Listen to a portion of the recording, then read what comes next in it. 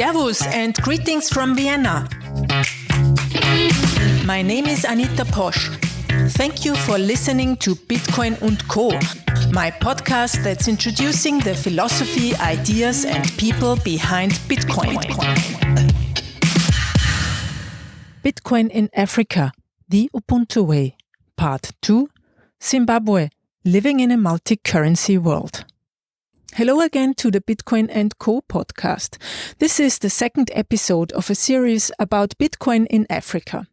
In February 2020, shortly before the beginning of quarantine and travel restrictions due to the coronavirus pandemic, I traveled to Zimbabwe and Botswana to get a picture from the ground about the usage of Bitcoin in these countries.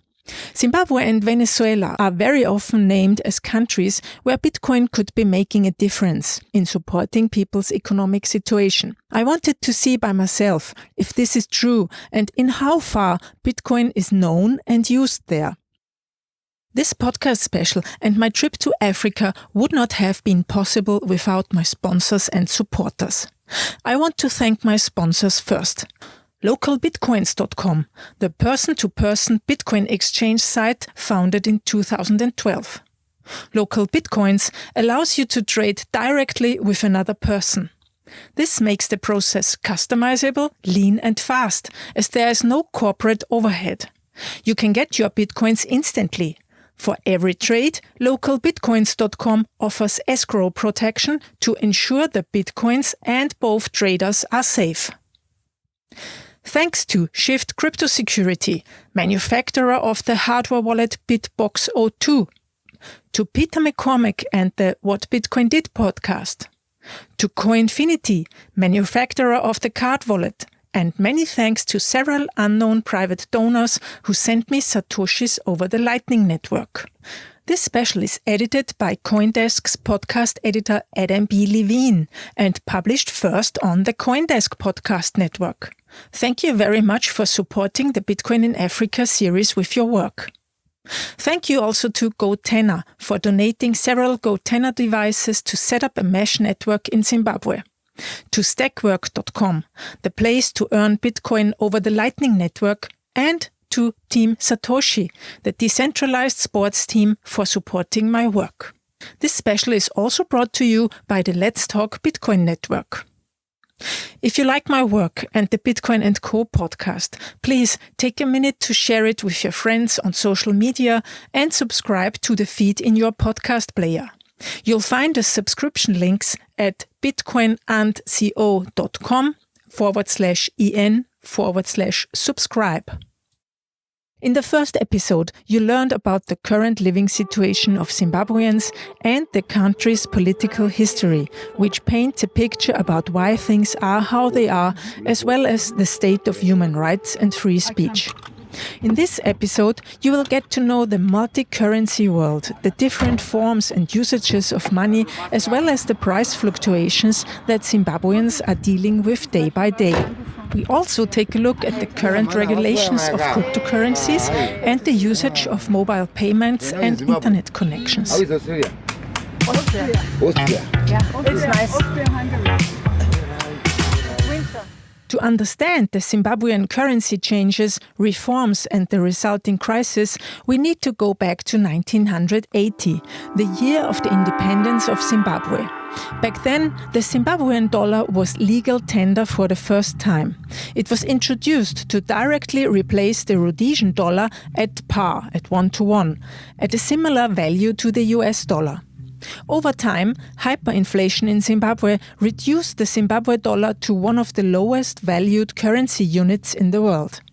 It was redenominated 3 times, in 2006, 2008 and 2009, with denominations up to a 100 trillion banknote issued. The final redenomination produced the so-called fourth dollar, which was worth 10 to the power of 25 first dollars.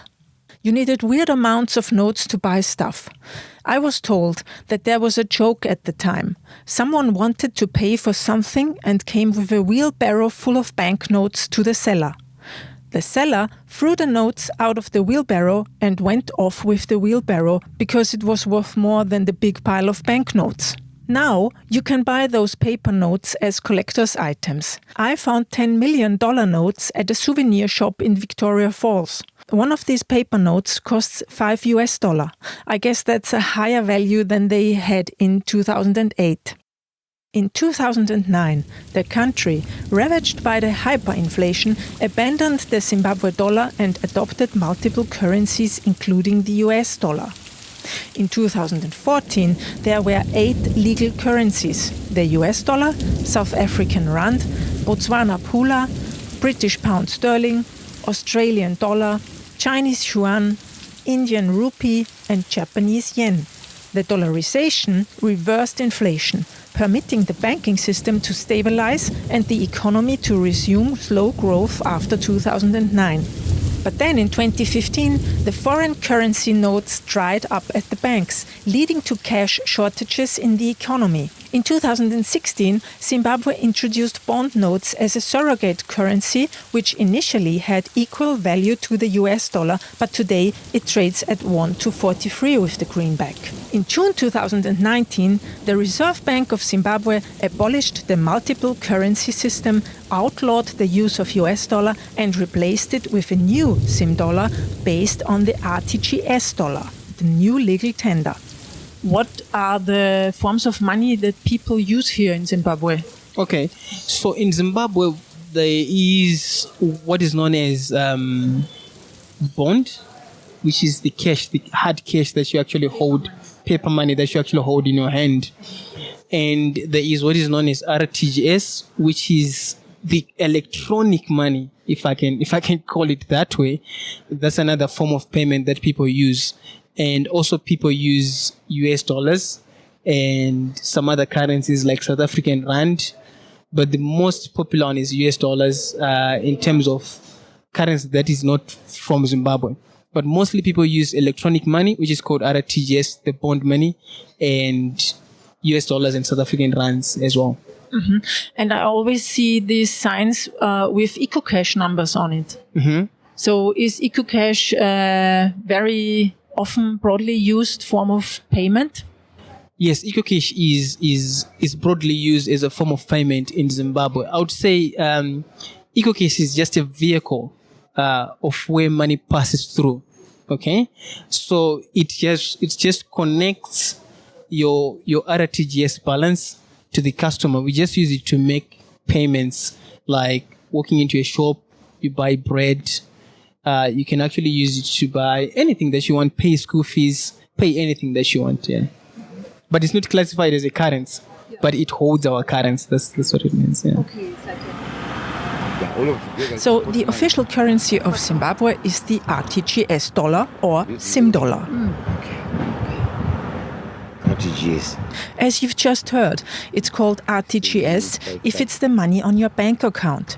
RTGS is short for real-time gross settlement. 55. So it's called what it is, electronic money, an entry in a database. If it's in the form of cash, it's called bond notes or bond coins. Number 0773 773. 753. But the bond notes are rare. This is the reason why there are huge queues at the banks when wages are paid out. People are waiting hours for cash. Why? Because public transport with buses or in many schools the fees have to be paid in bond notes.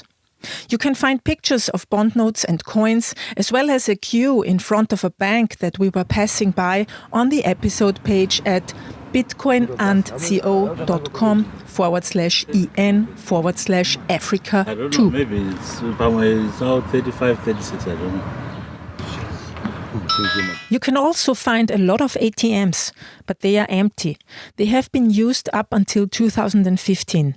Now you can get your bank statement, but no bond notes. So if you can get hold of bond notes, you immediately take the chance to get them. For instance, I was standing next to my friend at the counter in the supermarket. Ahead of her, there was a guy who had a bundle of bond notes in his hands. She saw that, and before he paid his groceries, my friend asked him if he would give her the bond notes if she pays for his groceries per swipe. And so it happened. His bill was settled, and she got hold of bonds. Credit cards. Credit cards have been used some years ago and you can book flights or use them for online shopping. But since they are all in foreign currencies, it's complicated to get the money out of the bank. So if you're a merchant, it's theoretically easy to collect money with credit cards, but very expensive and difficult to redeem it. That's why almost nobody uses credit cards. So how do people pay their shopping and their bills? In the supermarket, you can pay with bond notes or you swipe. Swipe means you pay with your banking card using your RTGS money, the electronically stored money in the bank. Or you can pay with EcoCash, which is mobile money. People are forced into using EcoCash because bond notes are rare. Most of the people do not have access to US dollars, and even if the use of US dollar was outlawed. And exchanging money is very costly and cumbersome in general. That's the reason why you get 20 to 30% off the price of goods in most cases if you pay cash. On the other hand, if you use EcoCash, prices are 20 to 30% higher because of the high conversion costs. And additionally, there's a 2% transaction fee that the government imposes on every digital transaction. That's basically a tax on every purchase, no matter how rich or poor you are.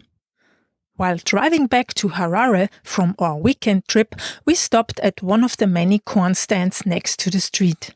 Men are roasting corn cobs on self-made stone grills. It's their daily business. You can see one of the guys called Advance and his grill on the episode page at bitcoinandco.com/en/Africa2. We stopped the car, bought 2 corn cobs, and my friend paid with EcoCash. One corn cob costs 8 $8 in bond, but if you pay with EcoCash, it costs 10. At the end of the sound, you can hear Advance's phone ringing. That's the EcoCash confirmation. 20 minutes. M-Pesa, M for mobile, Pesa is Swahili for money, is a mobile phone-based money transfer, financing and microfinancing service launched in 2007 by Vodafone in Kenya and Tanzania. M-Pesa allows users to deposit, withdraw, transfer money and pay for goods and services easily with a mobile device. EcoCash, which is similar to M-Pesa, was launched in 2011 by Econet Wireless, a telephony company for its customers in Zimbabwe. It is a mobile phone-based money transfer, financing and microfinancing service.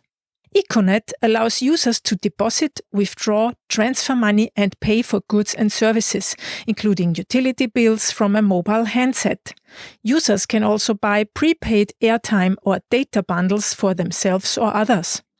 Users can also redeem stored mobile money for cash. A fee for each service is deducted directly from the account stored on the mobile phone. On the episode page at bitcoinandco.com/en/Africa2, you will find a picture of an EcoCash sign where you can see the telephone number, name and the codes you have to dial to send the right amount of money to the seller.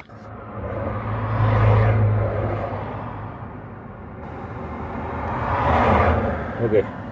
Thank you. Thank you so much. Thank you. And now a short word from my sponsors. Not your keys, not your coins. Be the holder of your keys for your Bitcoin. For that, use a well-built hardware wallet like the Bitbox O2 by Shift Crypto Security from Switzerland. With their upcoming app for Android, you can connect the hardware wallet directly with your phone and send and receive Bitcoin on the go. Check it out at shiftcrypto.ch. That's Shift, CRYPTO.ch. You get free shipping with the code ANITA. How many people are banked or how many are unbanked in Zimbabwe? To explain that, I have to start 10 years earlier. In 2009, the unity government under a new constitution ended the phase of the Zimbabwe dollar being the official currency and introduced a multi-currency basket. In 2015, basically, everything was paid in US dollar. Zimbabwe had a US dollar economy but ran out of cash.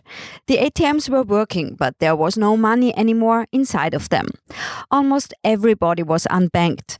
At some ATMs, you could get South African rand. And in 2016, the bottom fell out on the cash supply. Why did the US dollar cash supply run out in 2016? One reason is that Zimbabwe is much more of an import economy than it is an export economy. So before, like when we used to have a strong agricultural base and a strong manufacturing base, we were exporting things. We had a functioning economy. In the intervening 20 years, agriculture really declined. Manufacturing really declined. We began to be a country that imported a lot more than it exported, or that we even produced ourselves. So when you go to the supermarket, you will see that everything is South African. We're not producing locally, but we are buying. Then think about fuel, think about electricity.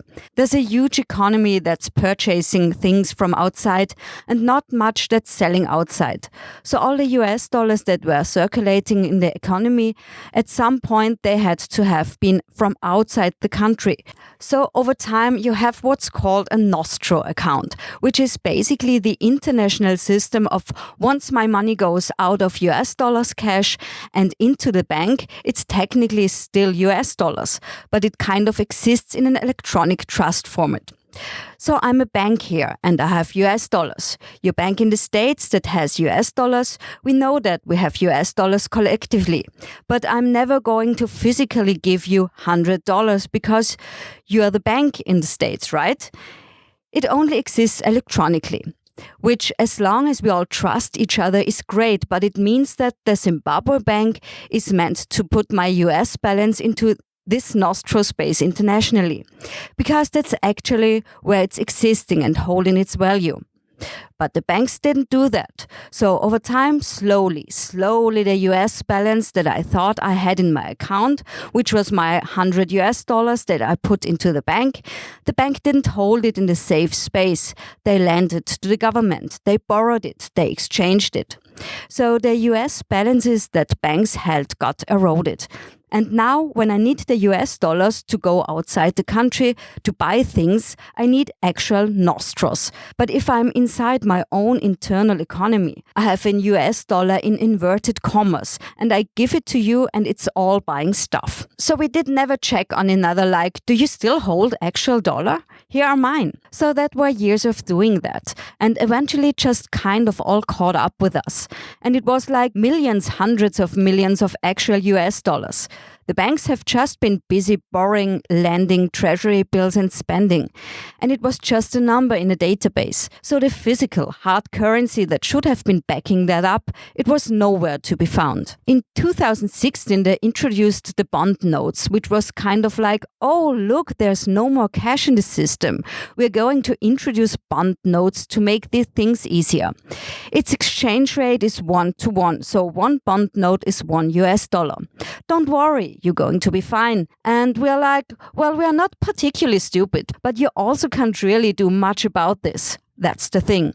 And then what happened next? Because I heard from people who had like US dollars in the bank and the government forcibly changed it to Zimbabwean dollar. Do you have any cases or can you say anything about that? I mean, that's exactly what they did. It happened in a couple of phases. Since 2009, we have been using this multi-currency basket. So my bank account that I had with Standard Chartered, it was an US dollar account. And in October 2018, you woke up one day and they were like, okay guys, listen, you have an US dollar account, but actually that's now a RTGS account, a real-time gross settlement account. Yeah, so literally like even as an organization, it was the same. They converted your US dollar bank account with all you owned into RTGS dollars and told you if you want you could open an US dollar account. But you have to put new money inside this account because the other one is now RTGS dollar. The exchange rate is 1-to-1, but you can't have that money. To give you an example how broken the banking system is, at the time, we as an organization, we were banking with caps. Don't bank with CAPS. CAPS is a bank, Central African Building Society. We had all of our money inside of the bank, and remember, you can't get cash. So let's say we owe an Austrian company that is working for us here in Zimbabwe $1,000. We can't get money out of the bank, so we have to somehow transfer it digitally to the company in Austria. The company in Austria has maybe an US Nostro FCA account here in Zimbabwe, but with a different bank, not with CAPS. So there's no Nostro to Nostro relationship. But the Austrian company's bank maybe has a correspondent bank in New York. But CAPS doesn't have an US dollar correspondent bank, so CAPS has to find the euros to convert our money, to send it to Austria, to move it to New York, so that they can go back to South Africa, so that it can get converted to US dollars, so that the Austrian company's bank account here can get it. It was mad. It was literally like we paid one bill that, I think the bill was $73 and the bank charges were $45. It was just insane. That went on for a year or so. But then in February 2019, you woke up again and they're like, okay, no, you're right. The exchange rate is not 1-to-1. Actually, it has taken us a while. We were a little bit slow, but don't worry. It's now 1-to-2.5. We're going to have an interbank exchange rate. So now you could move your US dollars into RTGS at the bank rate. But when you would actually go to the bank, they would just look at you like, that's so silly. You can't actually do that. Like we don't have money. So you couldn't actually do it, but they acted like you could. That was a long time. And then they introduced a statutory instrument in June that said, no more US dollars. You're only allowed to use Zimbabwe dollar only. Only, ever. But then you go to a government office and you have to settle a bill and you want to use your local swipe card. And the government office tells you, no, sorry, we are only taking US dollars or an international credit card. So it was completely absurd, you know? Yeah, and you also have different rates. Like in the bank, you have 1-to-17 or something, and on the streets, 1-to-25. So you get more RTGS on the streets. Yeah. Because the US dollar is highly valued, especially with a lot of people or businesses, you know, who need parts or supplies. They can't be imported or paid in RTGS. They need the US dollar. And also there's a lot of exchange control regulation on the US dollars. So if I'm an NGO, I'm legally allowed to trade in US dollars. So we can pay a bill to a local supplier in US dollars. That supplier has to liquidate those US dollars within 30 days, or they get converted into their RTGS account at the bank rate. So, and if I'm the local company and I want to use those US dollars to buy something, I have to prove it. I have to give my invoices. I have to give my justification. I have to ask for permission. And the Reserve Bank may or may not allow me to move those US dollars out of the country. So suppose I'm in solar power and I want to buy 20 panels so that I can sell them. I only have 30 days to spend down on the money that I already had. And the Reserve Bank can take as long as it wants to give me permission to even go and resupply. So, that's another reason why the US actual physical dollars, the physical cash, has so much more value. So don't put $100 into my bank account, for God's sakes. Just give me the cash, because the cash I can keep and I can use it whenever I want it, compared to the one in my bank account. Yeah, so that's the main advantage with US dollar cash. Yeah, it's a huge advantage. And that's why the premium exists. And now, a short word from my sponsors. The card wallet is the ideal solution to store your Bitcoin keys in the medium and long run. No software updates needed. It's 100% offline. It leaves no traces on the blockchain if you give it away as a gift or inheritance. With the card wallet, you'll get one Bitcoin address. You can send Bitcoin to it whenever you wish, and all you have to do is to store it in a safe place. That's it. The manufacturers are the Austrian State Printing House, which is also the producer of Austria's passports, and Coinfinity, Austria's first Bitcoin broker. Order your card wallet at cardwallet.com/Anita and get 20% off the price. So to answer your question of what percentage of Zimbabwe is banked, basically almost everybody has to be banked in one or the other way. people have to use eco-cash because there is no cash on the streets. There is no other way to get or use money. Every small shop on the streets, every vegetable seller uses eco-cash. There was a case middle of 2019. Government basically said eco-cash. Listen, no more cash out. You can no longer take your eco-cash money and change it for US dollars. We are done. And eco-cash was like, haha, no sorry. Actually, they filed legal papers to object to that. And in the course of those legal papers, you got a sense of like, wow, okay, so this percentage of Zimbabwe's transactions are electronic, so it's huge. Like 85+% of Zimbabwe's transactions are electronic, which basically means that percentage of the economy is somehow banked or has eco-cash, meaning 85% of all transactions are electronically, and mobile money is a huge part of that. 99.8% of mobile money is eco-cash. I mean, it's huge. And are there other providers who also have something like eco-cash? Yes, it is like a mobile wallet. There are 2 other mobile phone operators, but they are tiny. So again, like when you say like what percent of the economy is banked, it's actually huge because of this pressure.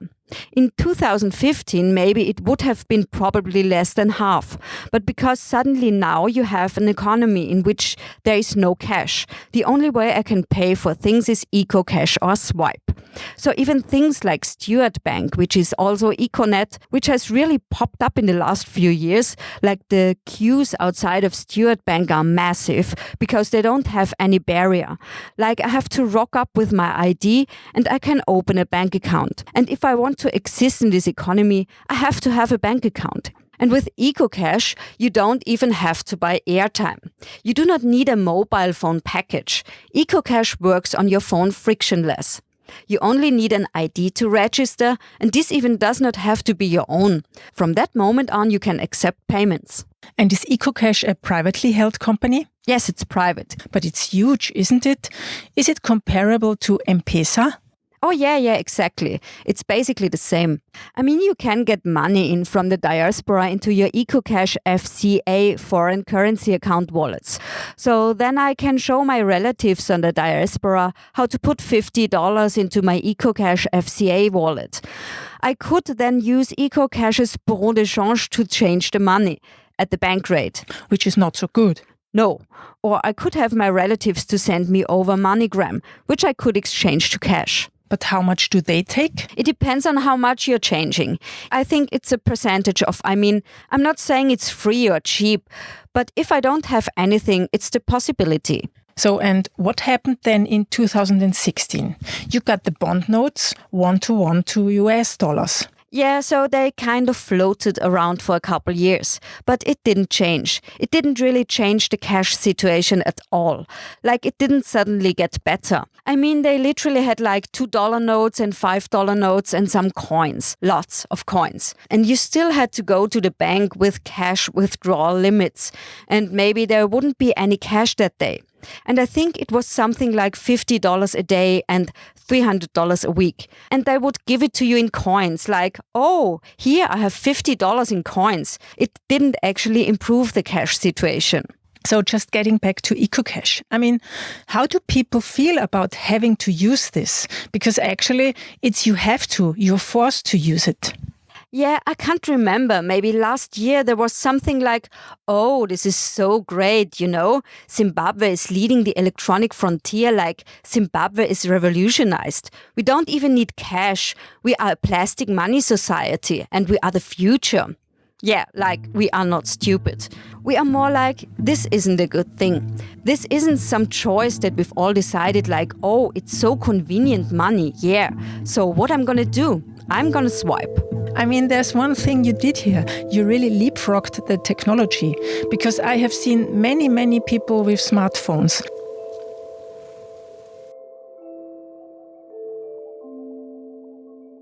As of November 2017, eco-cash was reported to have 6.7 million registered users, compared to 2 million conventional bank account holders in the country. eco-cash controlled 99.8% of the mobile money market in Zimbabwe at the time. During the first 6 years of existence, the service processed over 23 billion US dollar. In 2017, Zimbabwe's gross domestic product was valued at 7.5 billion US dollar. Prices are constantly changing. That is why the menus in restaurants are without prices. Or as you can see on one of my pictures on the episode page, you can see a packet of potato chips and the price is being crossed out and rewritten again. By the time I record this episode in mid of March 2020, the exchange rate on the streets is 1 to 43, while the official rate is still 1 to 17. This is reflected also in this tweet, where someone is writing, "Nobody sane will exchange to the official bank rate when you get much more SIM dollars on the street. Common sense should tell the Reserve Bank of Zimbabwe to float the rate or dollarize. But they won't do that, because it will stop political elites from looting." At the same time, the prices for and at public infrastructures are raised. For instance, the Bulawayo Municipal Pool. People who know me better know that wherever I spend some time, I'm looking for a pool for a swim. So we headed for the public pool. When we got there, a bunch of kids stood in front of the ticket office and we thought that there might be a swimming competition. But we were wrong. The reason for them to stay outside was a price increase from 8 to 25 SIM dollar in one day. The children simply couldn't afford to go inside. The rampant inflation makes life for people who own and earn in US dollar easier. Everything gets cheaper on the backs of the people who don't have access to US dollar. If something had cost 100 Zimbabwe dollars at the beginning of February, then that was 4.2 US dollar that time. 2.5 weeks later, it was only 3.3 US dollar. So the thing again, if you are better off and own US dollar, things are getting more affordable. You are better off again. But if you own Zimbabwe dollar only, prices are rising, while your wage is in most cases not rising.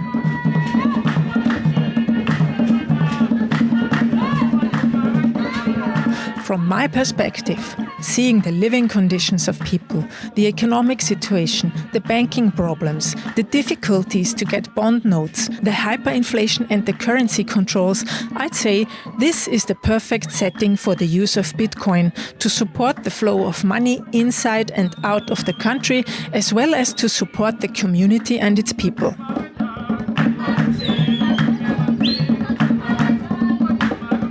You, as a human rights activist, you know about the properties of Bitcoin, being permissionless, transparent, open, non-inflatable, neutral, and how it could support sending money in and out of the country, circumventing currency controls. How do you estimate the chances for Bitcoin adoption in Zimbabwe?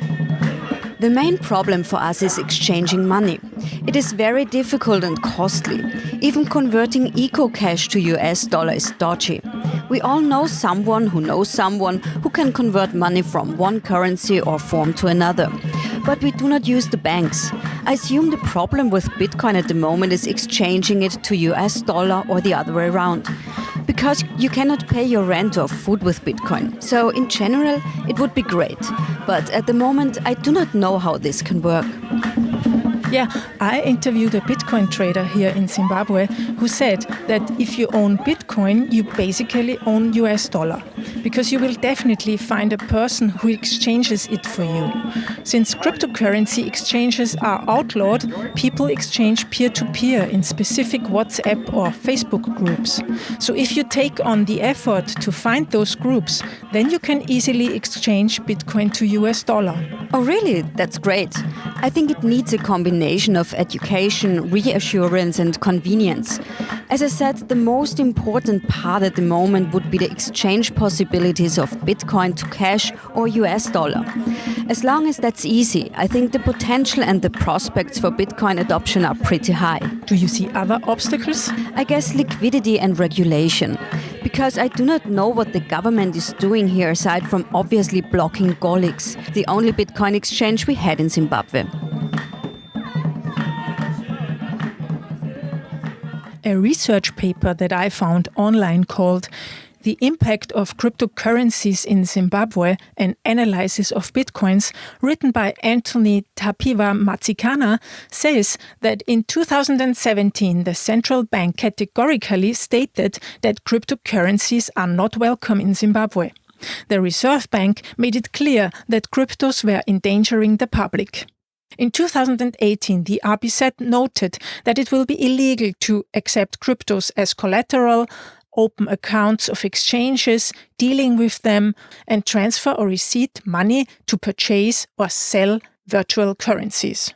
Further on, the research paper says the RBZ believed they were protecting the public when they banned cryptocurrencies. Around 2018, many people were scammed by a Ponzi scheme called MMM. A lot of the guiders made a fair bit of money, with many of them converting their Mavros, the MMM digital currency, into Bitcoin. With those Bitcoin, they bought cars from Japan and continued to enjoy their money safely stored in Bitcoin wallets. So, I assume that those people bought the Japanese cars on a website called BeForward. It is still possible to buy cars with Bitcoin there. Because the online entrepreneur I talked with, he said to me that many people exchanged their money into Bitcoin over Golix to buy cars. I conclude that in the 2017 Bitcoin boom, many people in Zimbabwe were scammed by MMM or OneCoin, and they reported that to the RBZ. And the Reserve Bank of Zimbabwe used this as a reason to shut down the crypto exchange Golix and to forbid the handling of virtual currencies. And yes, scams are really a big problem, especially in countries where the people are poor, in desperate need of money, and have a lack of education because of the circumstances. That is why education is so important, to see the differences between Bitcoin and scams. Banning cryptocurrencies cannot be the answer. Firstly, because the technology in itself is not scammy or fraudulent. It's the people who use it with the intent to defraud others. And secondly, Bitcoin cannot be banned because it works permissionless and is decentralized. If you ban it in one country, other countries might not. So globally, you will always be able to use it, maybe under the governmental radar. As there are no exchanges in Zimbabwe, people establish groups of trust on social media and exchange peer-to-peer. I believe Satoshi Nakamoto built Bitcoin exactly for that purpose. In one of the following episodes, I speak with a teacher who is also a digital entrepreneur. She told me about the African philosophy of Ubuntu and how the narrative of Bitcoin in Southern Africa should be shifted from the Western narrative of Bitcoin as a self-sovereign freedom money to Bitcoin is community money. In my view, these peer-to-peer groups on social media are exactly an expression of this community support. Ubuntu it basically stands for I am because you are. The health of your community, the health of the people around you will determine your own personal well-being. So I'll give you an example in how we greet each other. So when we say good morning, it's typically Mamuka say, which is just asking, how did you wake up? The response to that is Tamuka kana mamukao, which means we woke up well only if you woke up well. So it's ingrained in our very language. It's basically putting an emphasis on those around you in order to improve your own social standing or your own well-being as a person. So I feel like if we shift cryptocurrency for what it stands for, aside, there's a one side where it's like, yeah, it's against the system. It's like this activist. It's almost taken on the shade of activism. But if you look at it in the benefit that if I have Bitcoin, let's just choose Bitcoin, right? I can send money to my relatives who are in Malawi or in Namibia or in Ghana. Currently, I can't. With our own currency, I can't send money out freely and quickly. It's usually a bit of a process and you have to get all sorts of approvals. But if Bitcoin allows me to quickly take care of the people around me, if we can sit down as a community and say, okay, we need to buy a new borehole for our community because we don't have water and we haven't had water for years and we need a communal borehole.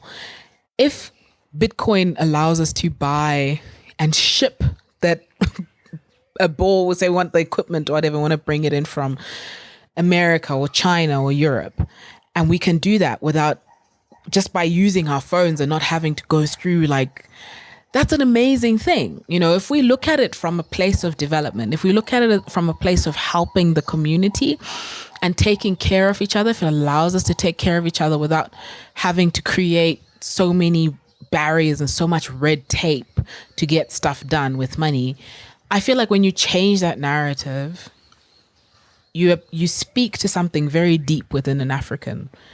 So now we're coming to the end of this episode. All the people I talked with immediately understood the use case of Bitcoin in Zimbabwe. But there's another obstacle. Internet use is expensive and slow. Most of the people in Zimbabwe cannot afford to pay for an internet connection. This is one of the reasons why EcoCash is so successful. One doesn't need to pay for the use upfront, and one does not need an internet package to use the mobile money.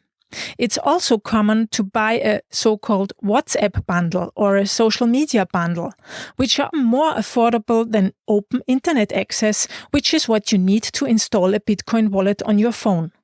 Therefore, I suggest solutions where Bitcoin can be used inside those channels. The most used channels are WhatsApp, Facebook, and Instagram, followed by Twitter and Telegram. Telegram saw an influx of users while the internet shut down in Zimbabwe at the beginning of 2019, when people realized that they cannot use WhatsApp or Facebook anymore, but Telegram is still working. In the third episode of this 6-part series, you will hear from 2 Bitcoin and cryptocurrency users in Zimbabwe. They are early adopters who use Bitcoin to get paid for freelance work from foreign companies and are also Bitcoin traders. If you like my show, please subscribe to it in your podcast player and share the episode on social media. You can find additional pictures and videos from my travel on the episode page at bitcoinandco.com/en/Africa2. bitcoinandco.com is written with a U. If you are a German speaker and want to start using Bitcoin, then I recommend my book to you. It gives a comprehensive jumpstart into becoming a Bitcoin user with recommendations and safety tips. You can buy it on Amazon, or if you prefer to pay with Bitcoin and Lightning, drop me a message at hello@anitaposch.com. I'm currently looking for new sponsors, so please feel free to send me a message too. For updates and education regarding the use of Bitcoin, please follow me on Twitter @AnitaPosch and subscribe to my newsletter at anitaposch.com/newsletter. My name, Posch, is always written with a C. Thanks for listening, and I hope you will tune in for the next episode next week. Music start with Yes, Delicate Beats.